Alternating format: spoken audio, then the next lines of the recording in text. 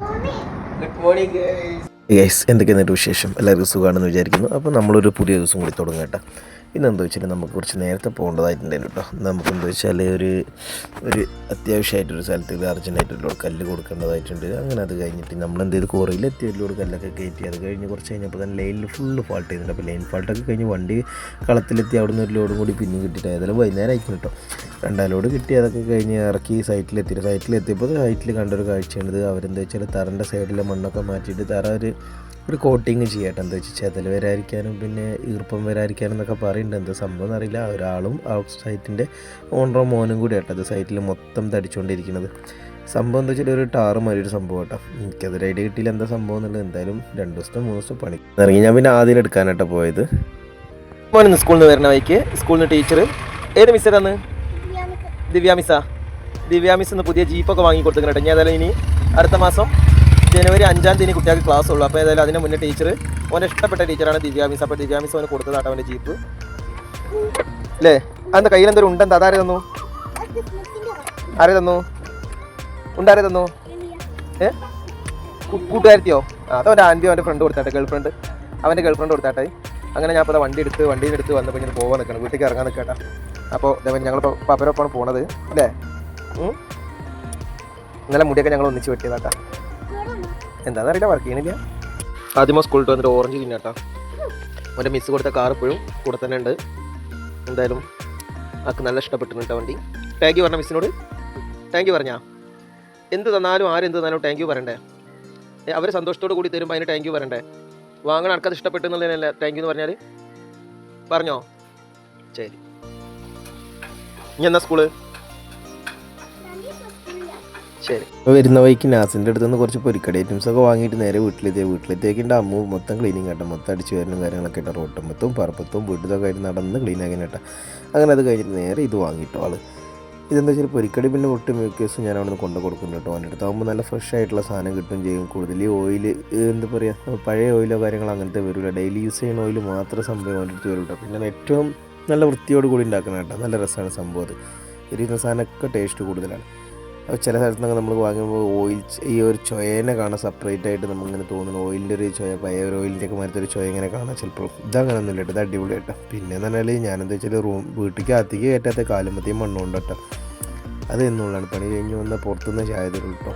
അകത്തേക്ക് കയറ്റില്ല കേട്ടോ. കാരണം എന്താ വെച്ചാൽ ഈ ചളി നമ്മളെ കാലുമ്പോൾ അത്രയും മേത്തൊക്കെ അത്രയും ചളിയായി കിടക്കുന്നില്ല. അങ്ങനെ കട്ടൻ ചായ നമ്മൾ കൊണ്ടുവന്ന സാധനം കേട്ടോ നമുക്ക് അടിച്ചത്. അത് കഴിഞ്ഞിട്ട് നമുക്കൊന്ന് ചെറിയൊരു പണി തന്നെ കേട്ടോ. നമ്മളെ താഴത്തെ പറമ്പിൽ വെച്ചിട്ടുള്ള മാവും പിന്നെ അമ്പായങ്ങ അങ്ങനത്തെ ഐറ്റംസൊക്കെ ഉണ്ടല്ലോ, അതൊക്കെ ഏതാണ്ട് വെള്ളം നനവ് കുറച്ച് കുറവായത് കാരണം ചെറിയൊരു ബുദ്ധിമുട്ടായിട്ടുണ്ട് കേട്ടോ. നമ്മൾ നട്ട അമ്പായങ്ങ നേരമൊക്കെ ഏതാണ്ട് ഇട്ട് പൂത്ത് തുടങ്ങിയിട്ടുണ്ട് കേട്ടോ. കായ്ച്ചു തുടങ്ങിയിട്ടുണ്ട്. ആദ്യം അതേമാതിരി കായ്ച്ചത് കൊണ്ടുവന്നതന്നെ കേട്ടോ, എല്ലാം ഒന്നുമില്ല. അങ്ങനെ പിന്നെ റംബൂട്ടാനും പിന്നെ അതേമാതിരി മൂച്ചിയുണ്ട് കേട്ടോ. ഇത് പിന്നെ ഒരു നാരങ്ങൻ്റെ ഒരു തൈപ്പ് കൊമ്പ് കൊണ്ട് കുഴിച്ചിട്ടാണ് ഉണ്ടാവുന്നതാണെന്ന് പറഞ്ഞ ശേഷം മഴക്കാലത്ത് കുഴിച്ചിട്ടുണ്ട്. ഇനിയിപ്പോൾ വേനലായതുകൊണ്ട് വലിയ നനവൊന്നും ഇല്ലാത്തതുകൊണ്ട് ഉണ്ടാവും സംശയമാണ്. എന്തായാലും വേണ്ടില്ല നോക്കുക. നട്ടിട്ടുണ്ട്, ബാക്കി ഉണ്ടായാലും ഉണ്ടാകത്തൊക്കെ ദൈവത്തിൻ്റെ അടുത്തല്ലേ, അത് നോക്കണ്ട. അപ്പോൾ എന്തായാലും നമുക്കെന്ന് വെച്ചാൽ നനയ്ക്കലൊക്കെ ഇപ്പോൾ നിർബന്ധമായപ്പോൾ അപ്പോൾ അങ്ങനെ നിൽക്കട്ടെ. അപ്പോൾ നമ്മളെ അത് കഴിഞ്ഞിട്ട് ഞാൻ നേരെ എന്ത് ചെയ്തു, നമ്മളെ വീടിൻ്റെ അവിടെ നിന്ന് കുറച്ച് മേലേക്ക് കയറുമ്പോൾ ഒരു സൈഡിലായിട്ടുണ്ട് ഒരു വെണ്ടയ്ക്കമ്മ 3 കായ കായ്ച്ചിരിക്കുന്നു കേട്ടോ. കാരണം ഇത് ആരും കണ്ടിട്ടില്ല, അങ്ങനെ സൈഡിലായതുകൊണ്ട് വല്ലാതെ ആരും ശ്രദ്ധിച്ചിട്ടില്ല കേട്ടോ. അങ്ങനത്തെ ഒരു ഇതിലാണ് നിൽക്കേണ്ടത് കേട്ടോ. നോക്കുമ്പോൾ നല്ല രസമുള്ള തളിർത്ത വേണ്ട. അപ്പോൾ ഒരു കവറിൽ വെച്ചേന്. ഇത് കുറേ മുന്നേ ഒരു സൈറ്റിൽ ഇതേമാതിരി കല്ലെറുക്കാൻ പോയ സ്ഥലത്ത് നിന്ന് ഇതേമാതിരി ഒരു ഉണങ്ങിയ വെണ്ടയ്ക്കാണ്ടപ്പോൾ അത് ഞാൻ കൊണ്ടുപോയിട്ടതായിരുന്നു. അതിൽ പിന്നെ ഞാൻ ശ്രദ്ധിച്ചില്ല കേട്ടോ. അങ്ങനെ നമ്മളെന്ത് ചെയ്താൽ അപ്പോൾ പൊരിക്കടിയും കൂട്ടിയാണ് ചായ കുടിക്കാനുള്ള പരിപാടിയിട്ട് എല്ലാവരും കൂടി. ചേച്ചിയുണ്ട്, അവിടെ ഉണ്ട്, എല്ലാവരും ഉണ്ട് കേട്ടോ. അങ്ങനെ ആദ്യമോൻ്റെ ദിവ്യ മിസ് കൊടുത്ത കാററ്റ് അത് അങ്ങനെ തന്നെ കേട്ടോ. അത് കഴിഞ്ഞിട്ട് നമ്മൾ നേരെ എന്ത് ചെയ്ത് മൂത്ത് ചേച്ചീനെ വിട്ട് പോയിട്ട് അമ്മ കുറച്ച് ദിവസമായിട്ട് അവിടെ തന്നെ ഇരുന്നില്ല. അപ്പോൾ അമ്മനെ കൊണ്ടുവരാൻ വേണ്ടിയിട്ട് എൻ്റെ കൊണ്ട് പോകുന്നത്. അപ്പോൾ എന്താ വെച്ചാൽ അളയനും മോനൊക്കെ മലയ്ക്ക് പോയി വന്നിട്ടുള്ള ഗ്യാപ്പിലായിട്ട് ചേച്ചി അരവണയും കാര്യങ്ങളൊക്കെ പാക്ക് ചെയ്തുകൊണ്ടിരിക്കുകയാണ്. പിന്നെ അതേമാതിരി പൊരിയും കാര്യങ്ങളൊക്കെ എല്ലായിടത്തേക്കും കൊടുക്കാനുള്ള പരിപാടി കേട്ടോ. ചേച്ചി ആദ്യമോനാണെങ്കിൽ ഓരോരോ അതിങ്ങനെ കഴിച്ചുകൊണ്ടിരിക്കുക കേട്ടോ. അതിലൊരു പ്രത്യേക ഒരു സാധനമുണ്ട്. പിന്നെയെന്ന് പറഞ്ഞാൽ നമ്മൾ ഒരു അളയനും മോനും കൊല്ലം പോണതന്നെ കേട്ടോ. പിന്നെ ഈ ലൈറ്റ് അളയും കോയമ്പത്തൂരിൽ നിന്ന് കൊണ്ടുവന്ന കേട്ടോ. മേലുള്ള ലൈറ്റ് ഒരു പ്രത്യേക ലൈറ്റാണ്. എന്താ വെച്ചാൽ നമ്മൾ പണിയൊക്കെ തുടങ്ങുന്ന സമയത്തൊക്കെ നമുക്കും വെക്കണം എന്നൊരാഗ്രഹമുണ്ട്. അങ്ങനെ നമ്മൾ നേരെ തിരിച്ചിട്ടോ അവിടുത്തെ പരിപാടികളൊക്കെ കഴിഞ്ഞിട്ട് പിന്നെ നേരെ വീട്ടിൽ കേട്ടോ. ഇനി എന്താ വെച്ചാൽ ഇനി 1-2 സാധനങ്ങൾ വാങ്ങാനുണ്ട്. അത് കഴിഞ്ഞിരുന്ന എന്താ സ്പെഷ്യൽ 1-2 സാധനം വേണം വിരിക്കുന്നതിന്. അപ്പോൾ അതൊക്കെ ഉള്ള പരിപാടി കേട്ടോ. അങ്ങനെ നമ്മൾ കോഴിച്ചന ഏതാണ്ടൊക്കെ നമ്മുടെ നാട്ടിലെത്തിയിട്ടോ. പിന്നെ പൂക്കിപ്പറമ്പ് എത്തിയേക്ക്. ഇവിടെ നിന്ന് എന്താ വെച്ചാൽ കറക്റ്റ് ഇവിടെ റോങ് റൂട്ടാണ്. ഇപ്പോൾ ഈ ഓട്ടോറിക്ഷ ഒന്നും മെയിൻ റോട്ടുമ്പോൾ പാടില്ല എന്നൊക്കെ. പക്ഷേ എന്ത് ചെയ്യാൻ അവിടെ 1 വേ ആയിട്ട് ഇതിനുള്ളിൽ കൂടി അങ്ങനെ കാര്യം കേട്ടോ. ഇത് എക്സിറ്റാണ് കേട്ടോ വരുന്നത്. എക്സിറ്റിൻ്റെ കൂടെ തന്നെ പോകുന്നിട്ടോ. അപ്പോൾ എന്താ വെച്ചാൽ അവിടെ എക്സിറ്റിൽ എൻട്രിയാണ് അവിടെ വരുന്നത്. എൻട്രി കൂടെയാണ് നമ്മളിന്ന് പോകുന്നത്. അപ്പോൾ എന്താ വെച്ചാൽ അങ്ങോട്ടും ഇങ്ങോട്ടൊക്കെ ചില നേരത്ത് വണ്ടി കുറവാണെങ്കിൽ ചെയ്യാമെന്നല്ലാതെ എപ്പോഴും നമുക്ക് അങ്ങനെ എൻട്രി കൂടെ ഒന്നും വരാൻ പറ്റും കേട്ടോ.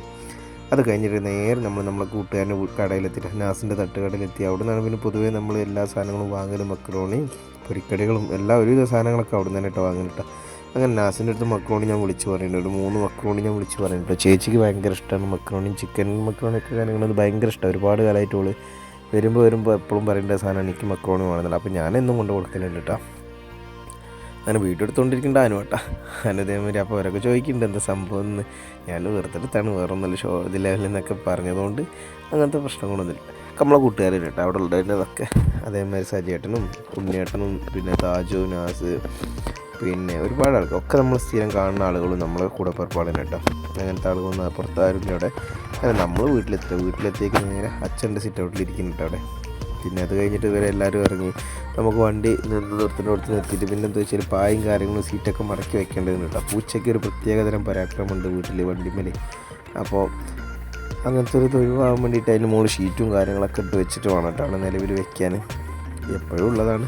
കാരണം എന്താ വെച്ചാൽ നമ്മളത് ഇതാക്കി കഴിഞ്ഞാൽ പൂച്ച മൂത്രയിച്ച് കഴിഞ്ഞാൽ ഇതൊക്കെ ഒരു ഭയങ്കര സ്മെല്ല് വണ്ടിയിലുള്ള ഭയങ്കര പൊറുതിരട്ടെ.